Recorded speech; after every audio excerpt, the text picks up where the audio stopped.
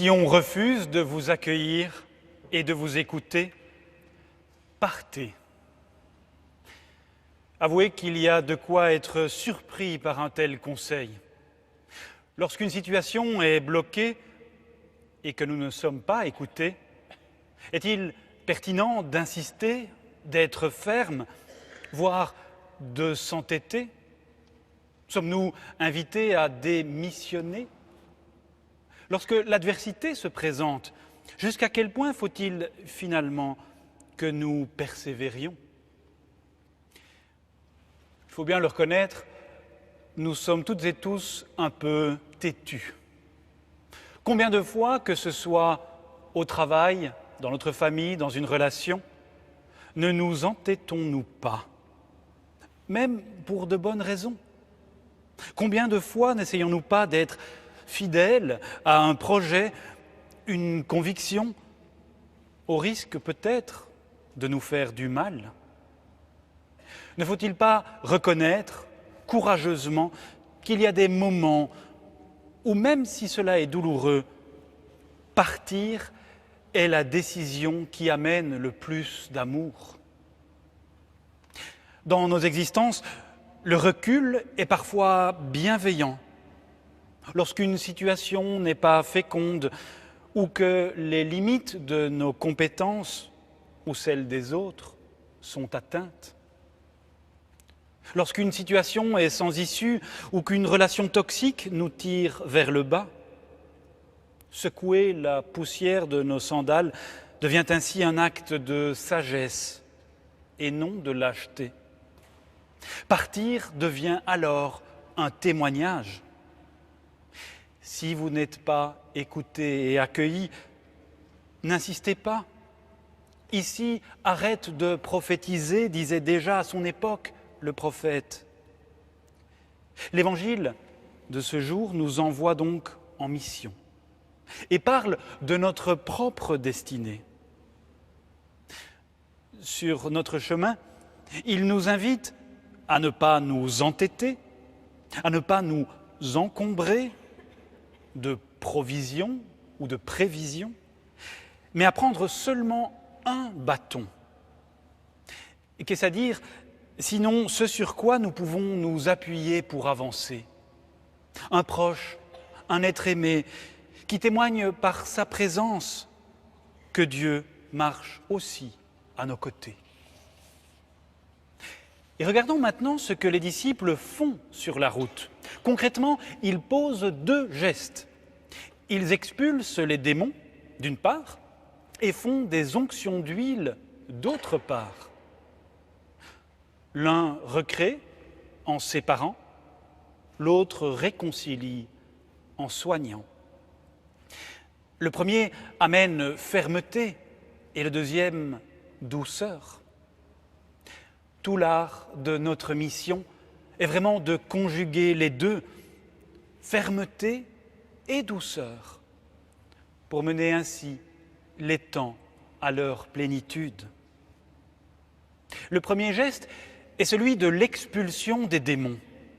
Et cela commence par nos propres démons qu'il faut aussi expulser et notre cœur qu'il faut pacifier. Nous avons toutes et tous des vieux démons, tristesse, énervement, colère, impatience, honte, angoisse. Notez que expulser ne veut pas dire détruire, enfuir, mais faire sortir, prendre distance par rapport à ce qui ne nous fait pas grandir. Non pas refouler nos sentiments, mais les écouter. Pour le dire autrement, il s'agit de regarder lucidement ce que nous sommes, afin de confier à d'autres ce que en nous, nous ne pouvons pas porter tout seuls. Sur la route, ne prenez rien avec vous. Expulser nos démons, c'est donc déposer en Dieu nos colères, nos mépris peut-être, nos tristesses. C'est finalement prendre appui sur notre unique bâton, la croix du Christ qui porte nos imperfections, pour confier dans la prière ce que nous ne pouvons pas porter tout seuls. Si ton esprit est trop chargé et si ton cœur est trop lourd, ne prends rien sur la route. Appuie-toi sur Dieu, sur un autre. Cultive cette droiture du cœur qui te permet de rester toi-même et de voyager plus léger. À côté de cela, les disciples posent un deuxième geste, celui de l'onction. C'est la seule mention dans tous les évangiles de ce geste offert aux malades. L'onction vient mettre de la douceur dans nos relations. C'est le symbole du soin, la marque de l'Esprit Saint, la tendresse qui procure des forces. Qui que nous soyons, nous avons tous un peu d'huile à répandre. Notre ouverture, notre humour peut-être, notre accueil, pour fluidifier nos relations, accomplir et assouplir celles-ci lorsqu'elles sont un peu tendues ou crispées. Une telle huile nous donne d'entendre sans juger ce qu'un proche a peut-être des difficultés à partager. L'huile de la douceur assouplit la raideur de nos principes, la froideur peut-être de nos arguments.